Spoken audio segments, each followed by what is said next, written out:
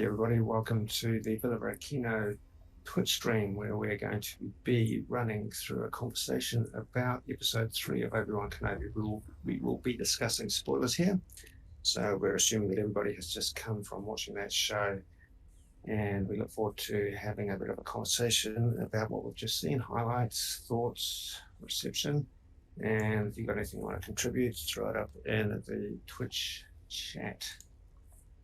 We're on a couple of Sith Inquisitor characters here, set in the Old Republic era, so slightly different definition of Sith Inquisitor from what was seen in the game technically, but we thought it would be fun to play a couple of Imperial characters that are technically Sith Inquisitors. We're on the Imperial capital planet, Dromund Kass, right now.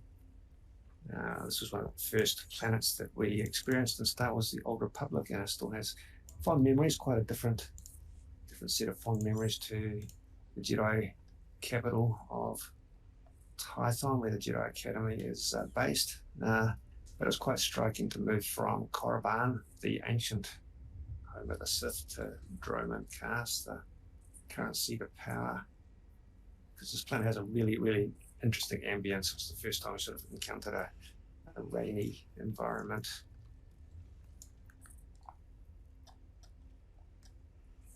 So back in the day when the game was a lot slower to move, we actually spent a lot of time on this planet getting things rolling with new characters.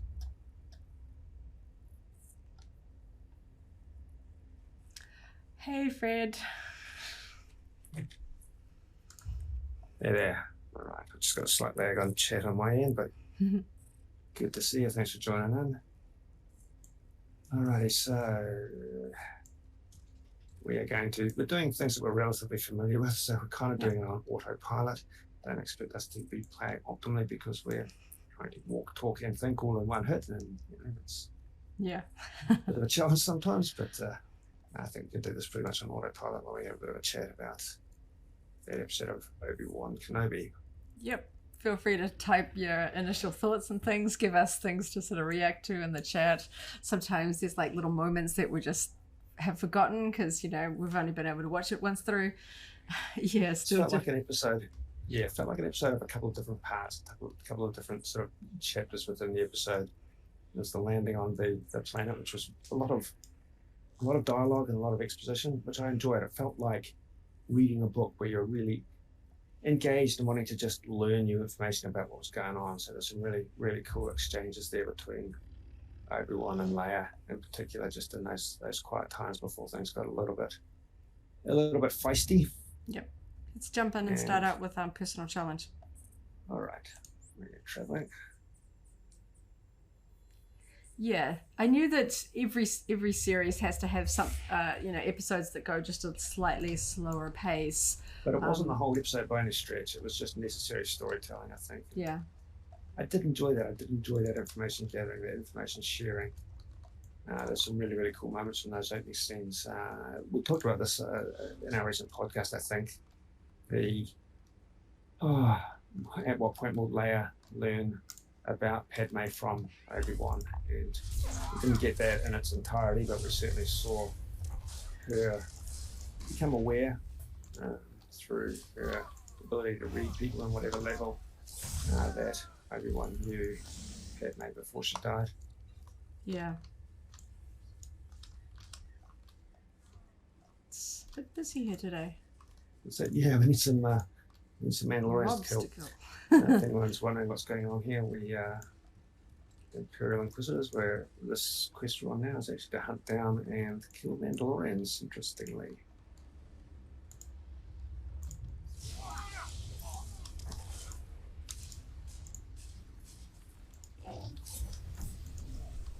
So, a couple of things that really stood out. I mean, the big one is, of course, the appearance of Vader, and just getting straight in there, information about what his role is in relation to the Inquisitors. We didn't see the Grand Inquisitor at all. Yeah. Obviously, there was an appearance that he died last time, but we're not necessarily completely convinced that was a fully fatal blow, despite it being a pretty thorough skewering, because of what we know about Rebels and a few other things that have gone on online. Well, clearly we didn't see him at this point, so there is a gap in the Inquisitor hierarchy. There is a opening for the Sith, the Grand Inquisitor position, and Darth Vader effectively promises that to Reva if she is successful in hunting down Obi-Wan Kenobi. Conversely, if she is not successful in hunting down Obi-Wan Kenobi, Vader tells her that she won't live to regret it. Yeah, well, we certainly don't see her later in other sort of content like Rebels, but that doesn't necessarily mean that she isn't just somewhere else doing something else. But yeah, it does. Yeah. With every time they introduce a new character, we're like, well, this is the person we don't know if they survive. Like, obviously, we know the likes of Obi-Wan and Vader are going to survive this series, but the newer characters, it's sort of open to, I guess, the showrunner and the storytelling as to whether they will survive the end. Just as like a random note as a collector, I kind of wish that Hasbro would at least give fans the chance to see the end of the show before they're sort of, dropping such a big high ticket item for a character. I feel like it's easier to know whether you want to go and buy an expensive collectible if you really like the character or not, and we don't know where the character of Reva is going to end up at the end of this.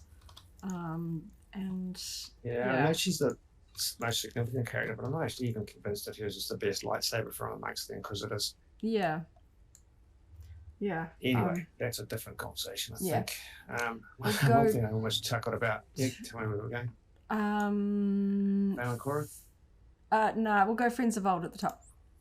Right. Yeah, Fred says, having completed Jedi Fallen Order last week, it was nice seeing the Inquisitor homeworld and temple fleshed out. Yeah, I keep meaning to sit down and finish that game as well, but I end up generally playing SWTOR a little bit too much as well. Playing one game too much to finish the other. Do our homework and get a little bit more of an understanding of that Inquisitor backstory, I think. Yeah. Alright, so that's particularly with the upcoming, the imminent release of the we don't think we have a date strictly, do we? But the sequel. At some point in the future release of the sequel. Yeah. What was I going to say? Yeah, it was funny before the episode started. I think you actually said, I wonder how long it'll be before we hear a Darth Vader line, a line from Darth Vader, and it was actually really only a matter of minutes. It wasn't too deep in before we saw him in his, on his throne on Mustafar, and James Earl Jones's voice, of course. I guess they know that. People know, okay, it's Vader, that's the there's no point waiting too long, is there? Yeah, so I've got all the detonators I need. I have one, but we'll just kill some people here because we need them. Yeah, so on one hand, there were bits that felt a little bit slow, but when you stop and break it down, there was a lot that actually took place in this episode, as well as some very interesting action. Fantastic to hear James Earl Jones' voice. We presume that would be the case. It was interesting to see Darth Vader in his throne, but I thought that was quite cool. But it was later when we saw him standing on the planet that I actually got chills for the first time, literal goosebumps. Yeah. There was something different about seeing him in the wild compared to in his office. Yes. In some ways. Yes. Yeah, we don't. Just thinking back to the scenes where we see Vader in like the original trilogy, and we don't really. He's sort of. How was the medical scene though? Reassembled and getting tubes unplugged and all that sort of stuff. That was cool. Yeah. Oh, your dude keeps making them invisible, and then I can't pick up the medals. But that kind of. My dude.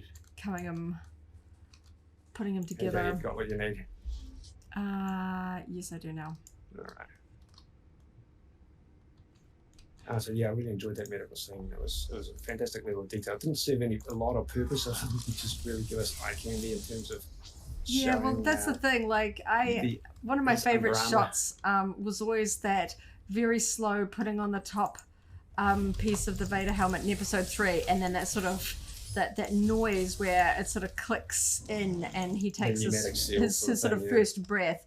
I was like, well, that was such an iconic. I remember watching that. It was just absolutely amazing, and I was really hoping that they'd give us a moment like that with this as well. And yeah, so that whole sort of getting dressed, getting assembled scene, I thought was really quite cool that they had his helmet really centered for that final shot of the sort of the dome coming up and that same sort of noise. Take out these guys. Yeah, and like I said, it didn't serve a lot of purpose other than giving us interesting eye candy and detail, but I guess it did reinforce how damaged he is. Integrated he was with his armor, how reliant he was. There was a lot more implant level visuals rather than just applying armor to them as the 501st does, for instance. There was a lot more showing how plugged in and integrated he was into the cyborg he truly is. Yeah. More machine than man, as they might say.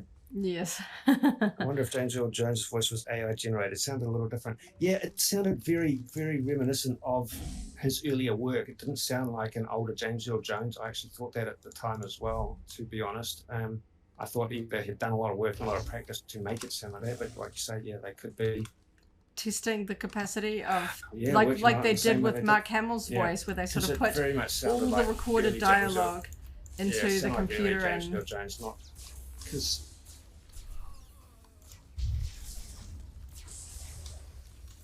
It was very, very, very clear, because we were talking about that the other day, that with the likes of Mark, it felt like they're really testing the capacity, because I don't think anybody wants to envision a day when Vader is going to be voiced by somebody that's not James Earl Jones, and he won't be with us. I don't want to get morbid here. I know we've lost some really, really key Star Wars actors still on the way, but I do fully realise that everyone's getting a bit older here, and that there's going to be days that we wake up and we're going to unfortunately have to face further loss in terms of significant Star Wars players and even George Lucas down the line. But so good to hear James Earl Jones by whatever means, and I'm sure that if it wasn't him in person, that he would have signed off on it. They would have communicated that with him. Yeah, and still sort of paid him, even if he didn't have to sit down and record those lines. It's still his voice. It's like, getting paid for your likeness. You'd still get paid. But yeah, and then of course we do see that Reva is taking it upon herself to contact him directly, something that the other Inquisitors don't really seem to be aware that she is doing, or at least not particularly impressed that she's doing that. They're like, you talk to him? Like, how dare you? Got the impression, part of the impression, that was because of previous interactions she'd had with him, rather than just an initiative she was taking at that point in time. How close are you? I'm all the way back here. You started too soon.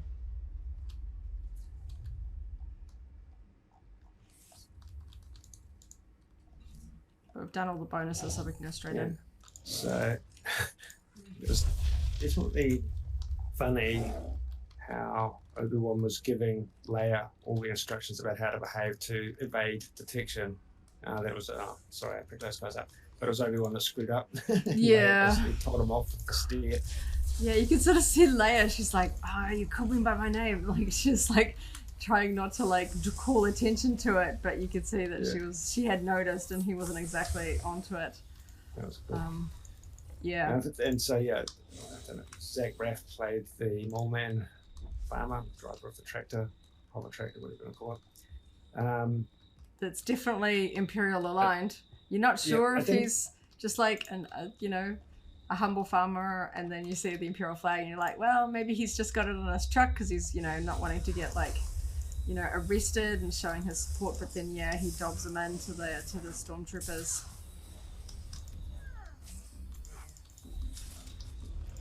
Wasn't sure who the voice actor was straight away, but I got the impression that it was going to be someone, because of the character just felt a little bit more that they had some sort of prominence and a lot of dialogue. But that was fun. Sort of on the level of Stephen Root in Book of Boba Fett, just sort of these interesting people being added to the Star Wars galaxy. It was kind of fun. But it doesn't matter. Everyone who matters knows the truth, and Grafton is already so the point where his name Feck or Freck, Mole Man, dobs them into the stormtroopers. Let's go do saving face. Yep, that included another blaster firing scene from the trailer. Yeah. So I feel Yeah. like, and also with the Inquisitors, we got that shot of Reva walking through the sort of the landing bay.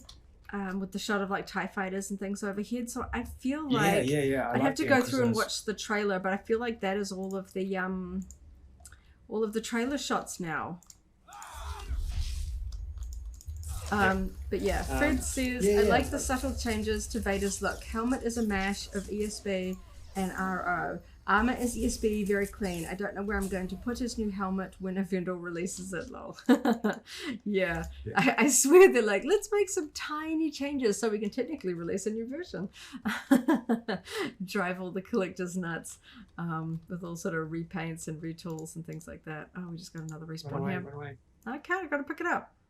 Okay, I'll kill him then. So that checkpoint with the lightsaber scene, and of course the stormtrooper falling on the laser gate scene. Yeah. I was like, ooh, they went there. Subtle but kind of interesting. Yeah, the top down wasn't too gory, but yeah, enough so you're like, yeah, he just got cut in half.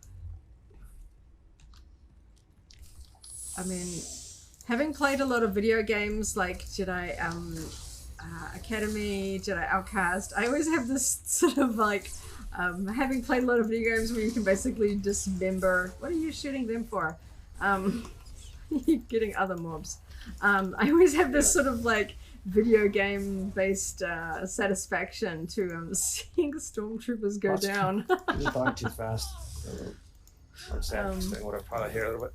But yeah, it was one of those things where I never thought I'd see. Like, I know we get a little bit of, you know, sort of the brutality of like when Vader's going down the Rogue One hallway and stuff like that, but you don't often see stormtroopers getting that same sort of treatment, so that was kind of interesting. Yeah, it was actually. Not by a lightsaber, but, you know, still cut in half to that extent. Yeah. So it's about that point that Indira Varma's character, Tala, turned up as an Imperial officer. And it looked like there's a bunch of stormtroopers and she shot them in the back, reveals herself to be a friend, an ally, member of the Underground. That's a cool sort of troop transport speeder that they had there as well, with the sort of the loading ramp. Just sort of land barge sort of thing, yeah. That feels like that would be an easy vehicle to do, you know, something where you can stand all your army building stormtroopers in. Yep. Yeah. Good estimation. I liked the new that droid. The Ned? the lifter. Yeah, he was binary cute. load lifter, I want to say, but yeah. Yeah. Okay, we'll go to Shadow Spawn while we keep talking. Yeah. Lots of Greeblies in that room. I feel like there's going to be people going, "Oh, that's a thing, and this is a thing." Well, there's like, droid parts hanging all over the show, and I didn't really pay enough attention to try and analyze any of them. But I think on a subsequent viewing, we might be able to determine some sources. Yeah, you can run past people. Like I just lightning some more. No, it wasn't even stealth. No? You just go high on the wall. Yeah, but I'm playing to my character's personality here. Fred says, "Loved the tension with the stormtroopers and Obi-Wan on the transport." Yeah, I thought that was fun. I like weathered stormtroopers now too. Yeah, I thought that was kind of fun.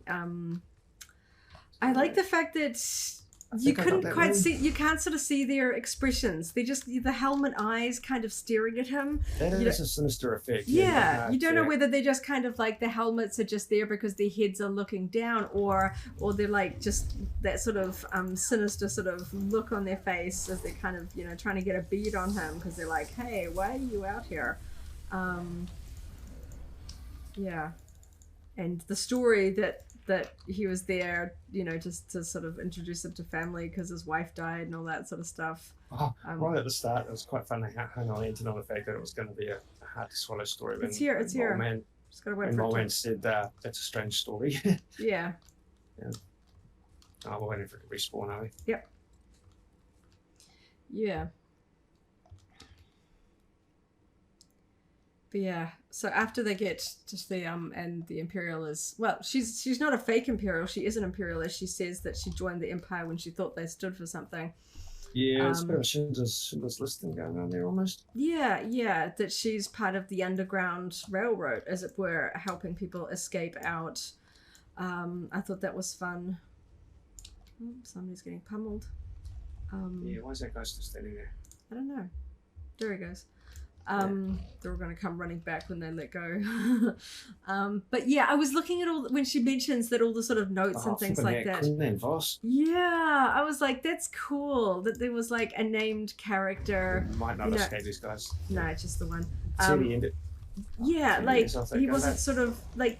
I always felt a little bit sad because he was one of those characters that nearly made the leap from comics to live action, because he was supposed to be seen in episode 3, but then the scene was cut, and I guess they're like, oh, people are only going to feel sad about Jedi that they've seen before, so for whatever reason, or just time and pacing, he was cut from the film. I know they kind of went back and kind of decided that random character in the background of episode 1 is Quinlan, because it kind of looks like the character and stuff like that, but I liked that they finally put like a really solid reference in there, and he didn't die, and is part of, you know, the sort of, as what they say, well, the path to get, and the reference that anybody with Force ability is being hunted. So it's not even just escaped Jedi that are trying to sort of hide, but kind anybody. of got that implication in the early episodes when with Corran. With Corran being smuggled off to Corellia. Yeah.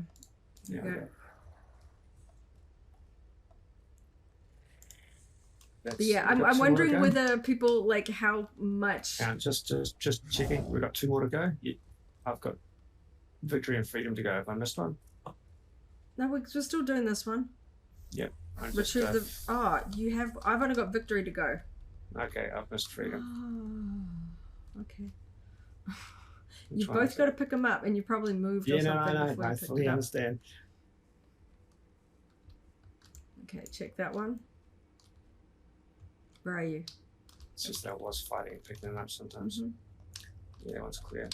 Okay. We'll go this way. Check this one first. No, I've got this one. Okay. But yeah, obviously the big chunk of this one was Vader. I thought it was really it was not quite as sort of vicious as the Vader Rogue One hallway, but the way that he was toying with people in the, like when he turns up. I love that moment. Well, I love that moment just before we get into it. The moment where Obi-Wan's about to go down the hallway, and he kind of stops and senses it. And it took me a second to kind of realize that what's going on there. That it's because he senses Anakin / Darth Vader, and it kind of rocks him. No, that was my brain said, you know, I said someone like that line in sort of A New Hope where Vader's like, a presence I've not felt since, but he doesn't finish the sentence because everyone's like, oh yeah, you know, since like Mustafar or whatever, but because he doesn't finish that line, they can actually just, you know, it gives us free reign to actually put them together again. I know his "When I Left You," I was but the learner, but that still fits though. When I left you, as in basically when he left the Jedi, it still makes sense. So I like that. But the way that he was like toying with the sort of local people, you can see just how evil he has become. Brutal, but because it was unnecessary, because he was like slaughtering people just to draw everyone out, it had a pretty deep level of evil to it. Yeah, snapping necks of some random person. Just without the second thought, just completely mercilessly. Yeah. Are you able to do the? Let me just get the Sith code. Pieces of honor is only passion. Through passion I gain strength. Through strength I gain power. Through power I gain victory. And through victory my chains are broken. The Force shall free me. Yes. Man, if you play this game, playing this heroic over and over, you do learn the Sith code. That's the Sith code for a lot more than you learn the Jedi code, which is kind of funny. But yeah, and I love the fact that Obi-Wan knew that Vader / Anakin is going to sense him, and the only way to truly keep Leia safe is to split up and sort of lead Vader away from her.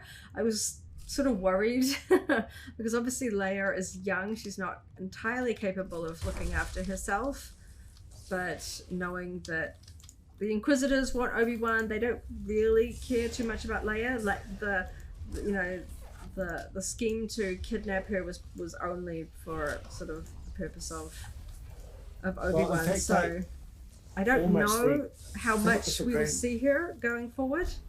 She's not in safety yet, but she's possibly going to be less important going forward. It'll be interesting to see where they take that storyline. But I liked that moment where it looked like Vader, we'll go to the last one, was about to attack the couple that are cowering, and you know that sort of Obi-Wan sort of like reached out or distracted him in the Force to get him to sort of come towards him and leave the locals alone. And that whole time, that whole fight, we know how well Ewan and Hayden can fight together. So that whole time, it was quite apparent that obviously Obi-Wan's got reasons for not fighting. He's out of training, but we knew all along that they weren't fighting at full power because Vader had a specific reason to taunt him. He had something else in mind. I personally wasn't quite sure what it was, but when he lit the flames, yeah, oh yeah, he's got vengeance on his mind. Yeah, that was like brutal. It kind of kill him quickly or outright. Yeah, and goes to show just how sort of out of practice Obi-Wan is. It was sad seeing him in that state, almost helpless against Vader. Yeah, so I was along the way, and I was just he might. Okay, fine, we'll just do it.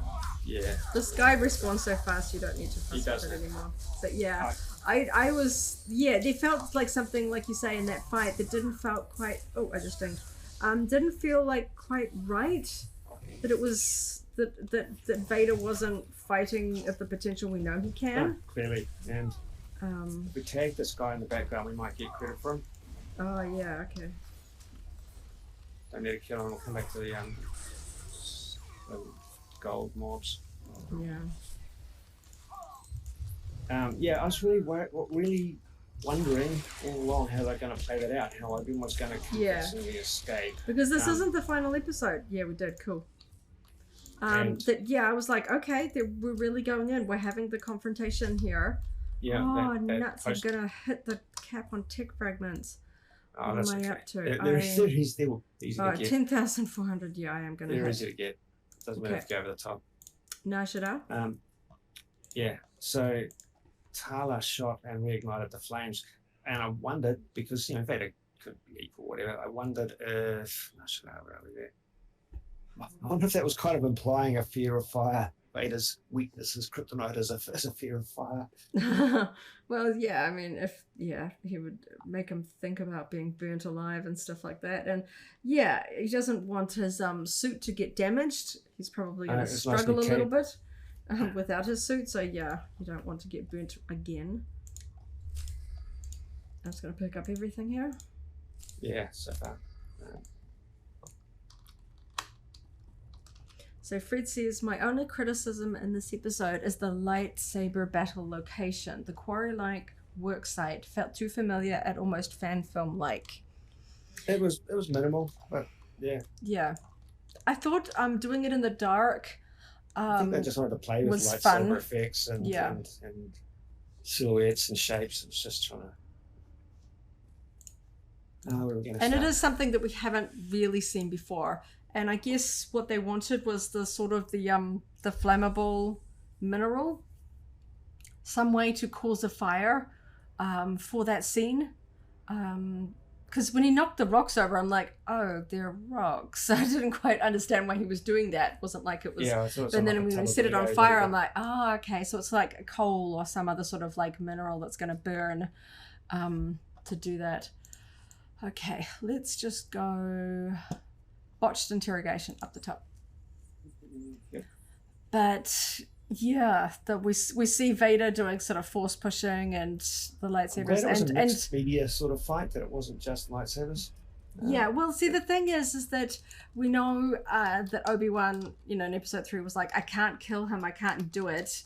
And I'm like, well, if you decide to raise your lightsaber, there's not too many ways you can sort of get out of that. You know, once you start clashing lightsabers, like, you know, we're back to that sort of conundrum of episode 3. How do you do lightsaber fights when nobody dies? It's a little bit unfulfilling for the audience to constantly get lightsaber fights where everyone just kind of runs away or escapes at the end of it. So it's like, how are you going to do a conflict this early in the piece? It takes a bit of selling for someone to escape in a plausible way. Yeah, I wasn't expecting Vader to like find Obi-Wan this early. I know that it works in terms of like the tension, you know, we don't want to have to sit through all 6 episodes and then just have like a 3-minute fight or something like that at the end. That would feel a little bit token. Yeah. It's good that the story is definitely about Obi-Wan and Vader, but it's not just Obi-Wan versus Inquisitors and Vader somewhere in the background.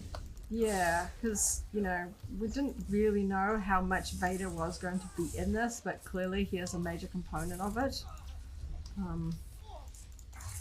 And yeah, the sort of the I was so nervous about waiting to find out what sort of Vader and Obi-Wan's first words to each other were going to be. And I can't actually remember off the top of my head, but I thought that they were pretty good. I'll have to write that down next time. But yeah, I'm trying to watch, like, I did it for Book of Boba Fett and Mando, taking notes while watching, but then I end up looking down so much, and I feel like I'm missing a bit. So this time I'm trying to do a little bit better with just trying to keep track and to make mental notes. But yeah, we saw other little random things that I thought were fun. Obi-Wan fixed Lola. So we don't know if that is going to come into play because Leia is now separated. She's going to serve some specific purpose, Yeah, and I'm not quite sure why. Side note, the planet they're travelling to, it took me a second to work out why I was so familiar, but the planet they were travelling to on the path was called Jabim. That planet comes from this game, Star Wars: The Old Republic. It is one of the space missions, one of the very early space missions that was set up in this game 10 years ago. The planet Jabim is actually... you've got to escort Imperial spies to escape from Republic forces. Yeah. But I am curious why Reva still has an interest in Leia. If she knows that, you know, Vader is after Obi-Wan and Vader's given them strict instructions not to engage, because it's, you know, that Obi-Wan is his grudge match, why does she want Leia? You know, there is no... Are they just going to, like, torture Obi-Wan a little bit more with it? Or, like, I don't know that they can, because Vader doesn't know about Leia. You know, the whole sister, so you have a twin sister. He can't be aware of her. They can't put Leia and... Well, in fact, the thing is, yes, thinking about it, like, I don't know. Like, because in A New Hope, he's standing right in front of her. He is aware of her. Yeah. Doesn't know she's a Skywalker, so I'm not quite sure. I guess they could put them together, but possibly a bit sinister to put a 10-year-old Leia in front of Vader. No, at this point, I think it was one of the other Inquisitors. It might have been the brother that implied that it was risky. Because at this point, something like stealing, kidnapping the daughter of an Imperial senator. He said Imperial senator because it's the Imperial Senate. At this point, as far as they know, Bail Organa is still Imperial aligned. Yeah, and it's not a good look. You know, because obviously the Imperial Senate still has an element of position. Where you were finished, everybody. That it hasn't been dissolved, won't be dissolved for approximately 10 years until A New Hope. So, you know, the Empire still doesn't want to do things that makes it look like there is no rule of law. They are banking on people saying, you know, it's nice to have order in the galaxy. That is the whole sort of, you know, their selling point. You know, remember the chaos of the Clone Wars? We've been peace and order. You know, so there's no war and whatnot. They need the appearance of some sort of bureaucracy, not dictatorship just at this point still. Yeah. Fred says, hopefully Obi gets a nice soak at the Polynesian spa. Yeah. Yeah, hopefully there's back to tank. I was like, they can't burn his face. Like, yeah, I know Bacta can help, but I don't want Obi-Wan's face burnt and stuff like that. And yeah, they did seem to sort of show that he kind of had his face up out of the flames, and later on it looks like his burns are mostly on his body, around his shoulders and arms and things like that. That's, yeah, another level of brutal. For Obi-Wan, he's definitely getting put through the ringer. I do hope there's just a little bit of happiness at the end of this show for him, because we know Anakin's not going to get redeemed. We know Leia survived, so at least I guess he feels like he fulfilled his quest there. And another touch on sort of the moments between Obi-Wan and Leia about talking about her parents. Let's go do Verbithers. Where she senses that she seems very in tune with whether people are lying or being honest around her, which is a really interesting sort of intuition or force power. And picking up on the fact that when he says, "Oh, you remind me of someone," and she's like, "Yeah, you knew her." And yeah, sad that he knows who her father is and can't ever tell her. You know, she does not know. We know that much. She certainly would not regard Vader in the same way in A New Hope if she had even an inkling. And I'm pretty sure there are... I can't remember if the book where she sort of deals with the aftermath of it sort of becoming public knowledge that Vader is her father, whether that was before or after the Disney takeover, whether it still counts as full official canon. Yeah. No, but it's not like it contradicts anything, so at this point it's just sort of take it as part of the official story. I've got one. No, I'm just trying to grab at the hitbox for that pick-up. Was a little odd.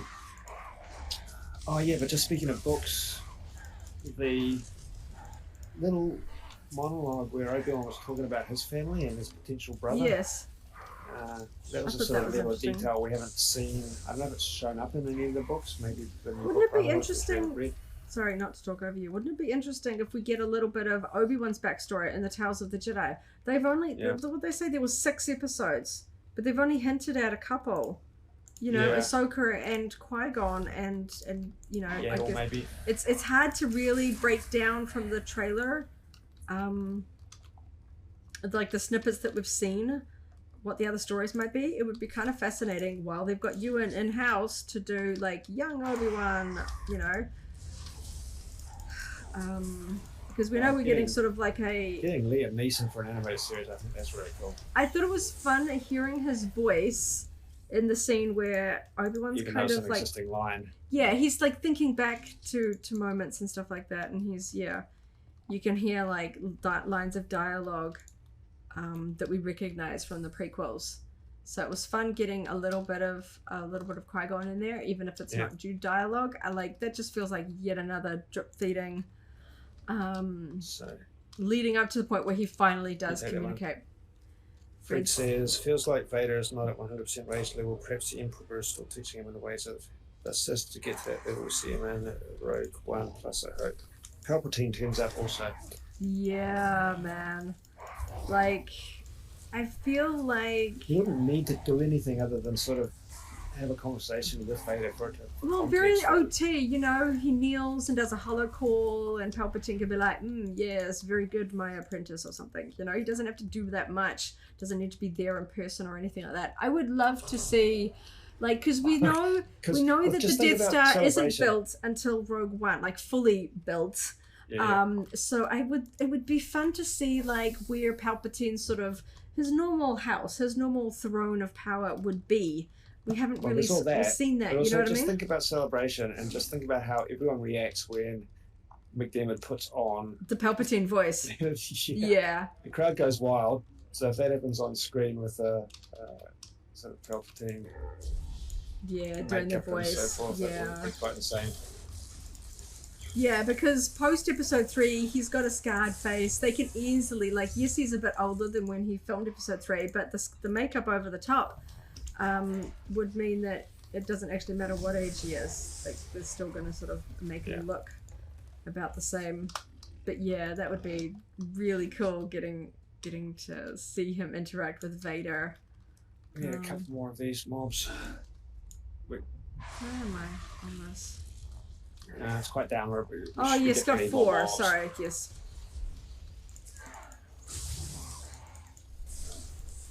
But yeah, don't exactly know how where they're going to go from this, because they've definitely left it as a sort of a cliffhangery bit. The loader droid is helping, because as the Imperial said, he's one of us.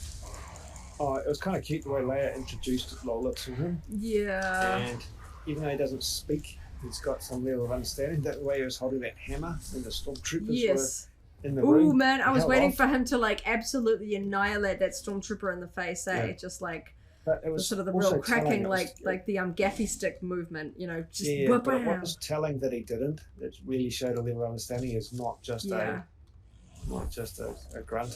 Yeah. So yeah, he's lost his main well, we saw her helping. She took the shot and took out a stormtrooper, and then set the fire to kind of separate Obi-Wan. So hopefully she will be able to join back up with them, because he doesn't really have too many other helpers here. Especially if Leia has been captured, he's going to need a few sort of friends to help him get her back, because he's still got the quest to return her to Alderaan. Because at the start of the piece, they felt like they were close, and he was worried that something was going to go wrong. Hang on, just. Did that just just disappeared? All right. Yeah, because we finished. No, I'm just not used to anything auto completing quite so fast. Yep, I'm just going to pick this up. We'll go building a better beast at the top. But yeah, it does feel like Vader's not 100% in this. It makes me wonder whether we will see like Obi-Wan like meditating, practicing. Are we going to see Obi-Wan back at 100? Are we going to get a bit of a episode 3 I don't know. fight, I almost wondered if this like was a redo.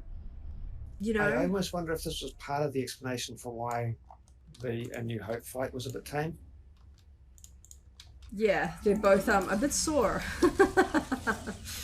Both a bit burnt and a bit old.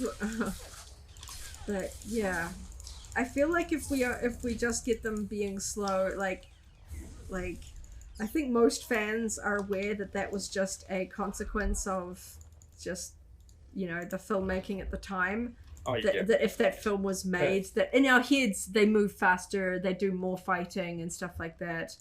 And that they're not exactly trying to kill each other in quite the same way, but yeah, it does go a little bit to explaining why Obi-Wan's perhaps not as adept as we would hope he would be at that age and at that point in time.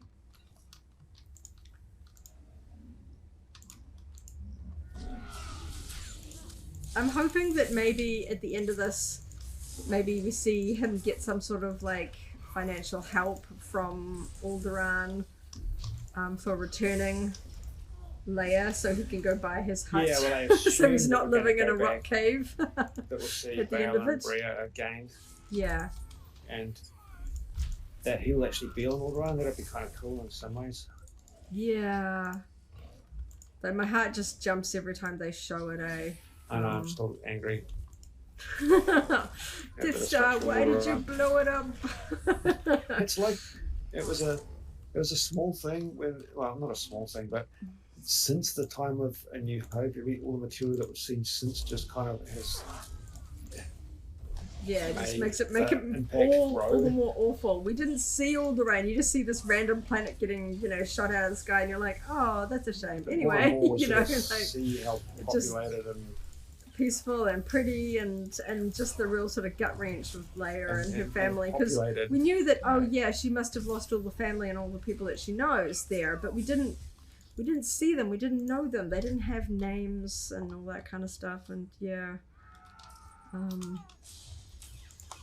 it makes me feel like the Planet of the Apes, you blew it up. Sort of angry moment, shaking fist at clouds. Oh, I keep getting stunned. Oh, but now we're back up to 1 week gaps. Those couple of days between episode 1, 2, and now 3 was last Friday and now. But, now we've got a whole week to go. I mean, I know we're going to be able to watch the first couple 3 times. Watch it once when it goes live, watch it again straight away because, once is not enough, and then watch it 3 times for prep for the podcast. Just to refresh your memory because, watching it the day before might not have been enough.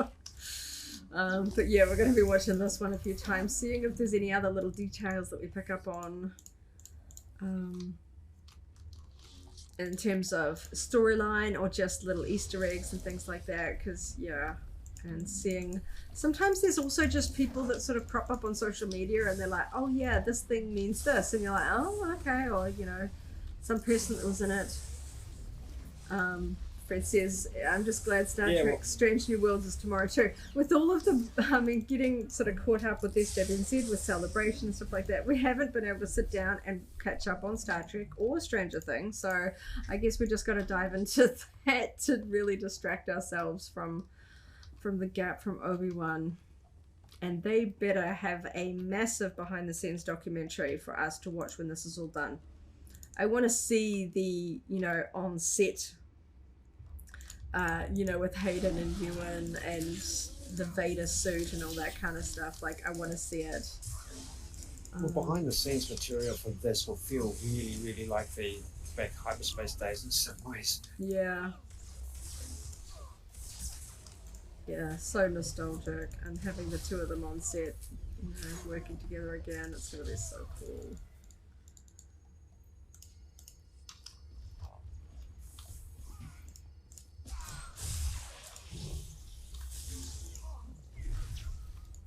But yeah, not as many sort of big draw drop moments. I know there were a few that made me gasp, but the ones that were there were huge. But just numerically, there might have been a shade. Yeah, and also just because this was 1 episode and not 2. James Earl Jones's voice, the Vader walking down the streets and being nasty. Yeah, it was interesting. They focused on his boots for a while. It's like they're like, yeah, we know you want to see it's Vader, but we're just gonna keep you waiting just a few more minutes. It was when he was on the planetary. Yeah. Oh look. We don't see Vader out of like Star Destroyer, Death Star territory very often. I was trying to think. I think the base on Hoth. My brain is like scrambling to think if there are other instances. Cloud City, but again, it feels a bit Imperial. It's indoors, so Vader on like dirt and just like outdoors feels quite different to what we're, we're used to seeing him walk around shiny. Oh, the boxes. Oh, that's not a thing this week, is it? Never mind. Oh, come on, don't steal. Getting us done. Yeah, he's just like dragging that person down the street. That felt brutal.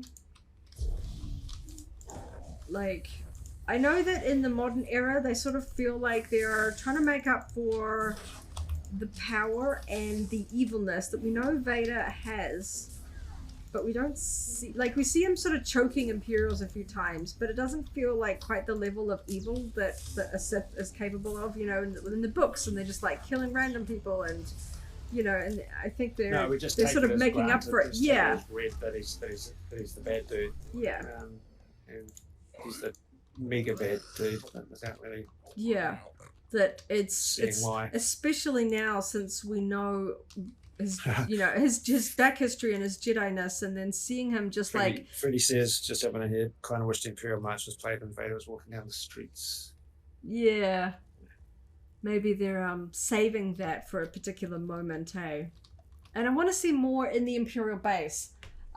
Like, it was kind of fun seeing like some of the stormtroopers and that kind of standing to attention when Reva walked through. It kind of gives us a feel of where the Inquisitors kind of rank in the Imperial sort of hierarchy. I still get a kick out of seeing even TIE fighters, but the Lander class shuttle that was in there as well. That was awesome. We'll do Crushing the Jedi Freedom Fighters. Very appropriate. We shall crush them. Yes. Crushing the Jedi. Yeah, I feel like, particularly in this new era where John Williams isn't doing all of the music. No, John Williams has just done everyone's theme. Yeah, so I feel like they're very careful and measured whole... about when they use classic OT and John Williams themes. You know, they save it for very specific moments. So I feel like maybe they're going to wait for a possible Palpatine scene, or a little bit later we see sort of Vader. It'll be Vader's graduation ceremony. yeah, sort of at the end. Or at least further down the line. I don't know why they release it like a full 12 minutes early. It is like, I don't know whether they're just like, haha, so we'll just put it out early. Keeping an eye out well in advance of 7. Yeah. I don't know if it's staggered around the world for some reason, just so it's not hammering their servers or whatever. Because I remember in the early days with Mando, it would lag. And things would go live. And would sometimes get errors. Yeah, and we're like, come on, we need it, but we haven't had that so far. I mean, yeah, they've got the money to just improve that capacity these days, but... Brady says, do you think we'll see Tarkin again? Yeah, again, I think he could just be slipped in there. I mean, he exists, he's present, he's... especially since they've really upgraded the tech. They know how to do that really well now, eh?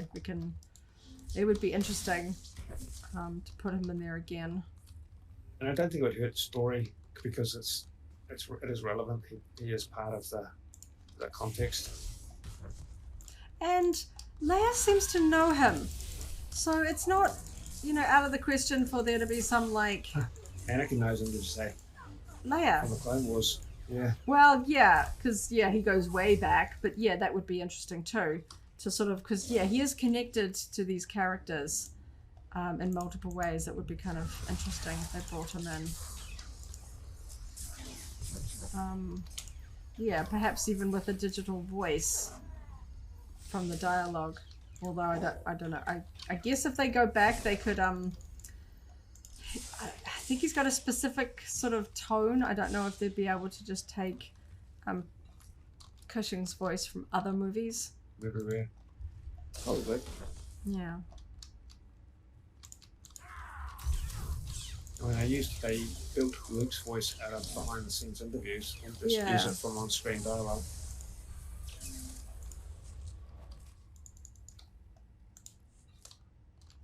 Yeah, I feel like they have to redeem Obi-Wan because, like, I always remember Taika talking about Thor, and that if you're gonna make a Thor movie, then he sort of has to be the hero in his own movie. And I feel like with Obi-Wan, he's gonna have to be the hero at some point, and he's kind of the underdog so far. He's getting sort of trod on. The Jawas are stealing from him. He's not really got a lot going for him. You're spending this whole time cheering for him, and he's just not really getting a lot of wins here. He got sort of done all the boxes. What else? Got some forces to kill. Yes. Yeah, he's going to have a win, and not just right at the end. Want to see him succeed. I don't know whether whether getting Leia back to Alderaan is going to happen like in the midline, and then it's going to continue to be, kind of get her out of harm's way, as it were, so we can get to the really sort of nasty fighting between Inquisitors and Obi-Wan. I mean, there's going to be with the build-up, Reva is going to have to fight Obi-Wan in some capacity. It's going to be weird if they dance around it the whole time. There's a gold back here. Yeah. So Freddie says, feel like Leia's tapping into Obi's memories of Padme. Perhaps this is how she remembers her reconferences within the Jedi Code. Yeah, I think I felt that too as well. Just ignore that because it would actually be... Because that would be the perfect reason why she has some faint memories of her mother and Luke does not. It would be perfect. Both plausible and satisfying. Yeah. And considering all the other little references, it would be weird. They know that there are these little bits to kind of not correct, but sort of just fully explain. It's Because back when those lines were written, we didn't know that we would like the story of Padme. We didn't know exactly what happened to her. You know, we didn't know if she died when Leia was 3 and Luke had already been smuggled off somewhere. You know, it wasn't fully explained, and yeah, it was a little bit of a jump when we did find out how their mother died. That, you know, why would she have some sort of forced memory of her mother when Luke didn't? But through Obi-Wan, it makes perfect sense. She is aware. That may have been me, I don't know.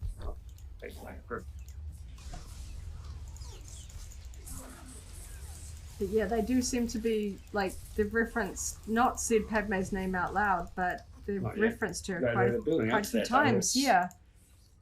They need a quiet moment. That can't happen when there's other action going on. Yeah. So we've got one more to do to finish this planet off. That's probably where we'll call it. So let's run through one more. Recruitment is quick. And talk about anything else that comes to mind. I really liked the quiet scene on the transport. The look on the actress's face as Leia, when she's kind of trying to get a bead on Obi-Wan. It feels like she's in flight on the way to the planet. No, when they're in the transport and he's talking about, and she's studying his face, and she's like, you knew her, like, just the sort of the reading on her face. She isn't. It's really intelligent acting for such a young age.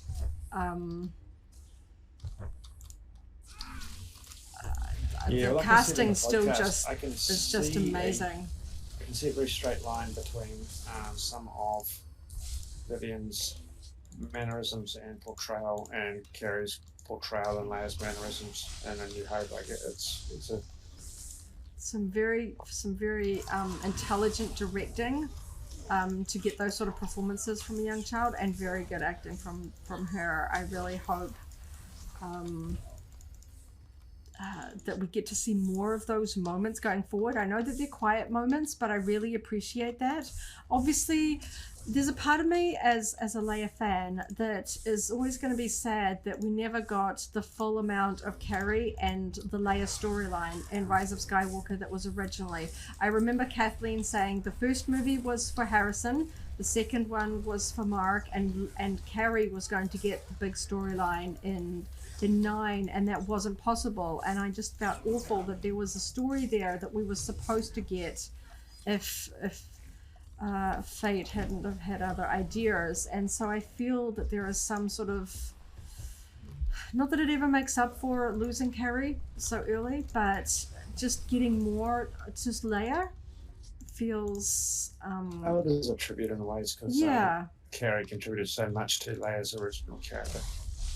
Yeah, it feels like this is a way of including Leia without it feeling just, you know, contrived or, oh, let's give the people what they want. Because I know that some people will be perhaps a little bit cynical because they're like, oh, let's put Leia in this show and Luke in this show, and Star Wars fans just want, you know, classic characters just shoehorned in random places. But I feel like it is genuinely satisfying, the way that they have used these beloved characters. It's always felt sort of really exciting, even though, you know, it isn't strictly completely Mark's performance that we're getting. You know, it's a sort of a composite of performance artists and digital voices and CG and stuff like that, but he is still involved, so it feels authentic, because even he would be, you know, aware that because time has passed, he wouldn't be the only one that would be bringing Luke to the screen, that there would be some element of CG involved, the de-aging and whatnot that they can do digitally.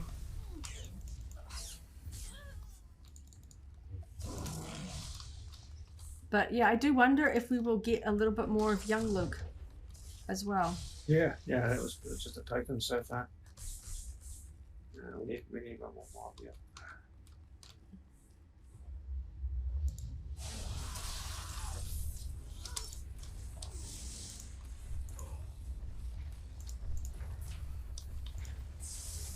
Okay, the guys from behind the wall are coming over. Oh, yeah. considering Black Series is going to make the Obi-Wan saber like a classic old Ben saber, they've got to do another version of Vader saber. I mean, we haven't had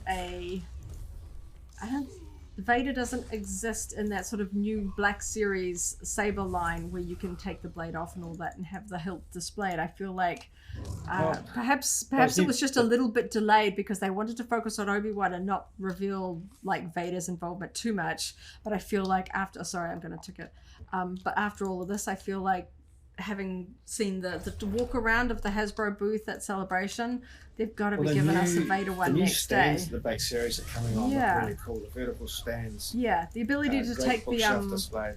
So if we get a whole bunch more sabers with that, I think a Vader would be a great addition. Yeah, and see, I would, speaking from my personal perspective, I would much rather have the Obi-Wan and the Vader together than the Reva lightsaber. And I guess a few people might be doing the math on that as well. Of course, there are plenty of collectors out there that can afford all of them. But yeah, the exchange rate does make it a little bit hurt.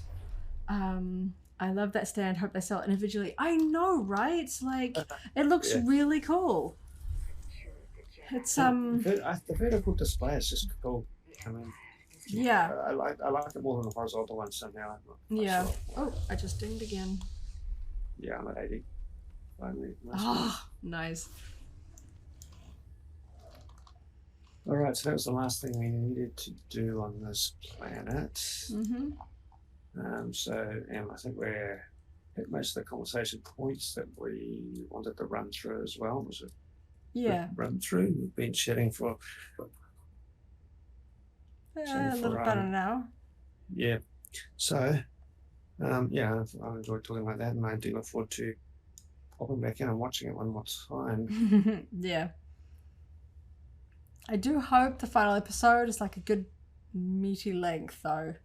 Like I know that most of these episodes are like 40 minutes or something like that, and I know that Ewan has said that he's sort of down to do season 2, and who knows, if he's just like, if he pressures Disney enough and it does well enough and sells enough merch, then Disney might just go, oh yep, more of that, let's keep going. But Fred says, been a pleasure, off for a second screening now before bed. Yep, we're about to do the same. We'll do the same thing. But fingers crossed for a season 2 already, even though we haven't got to the end of season 1. But I know that if season 1 is all we get, then I hope that final episode is really satisfying and not just like like and rather short. It up in a way that makes us just want to watch everything in one hit, binge it all together for a good story arc. Yeah.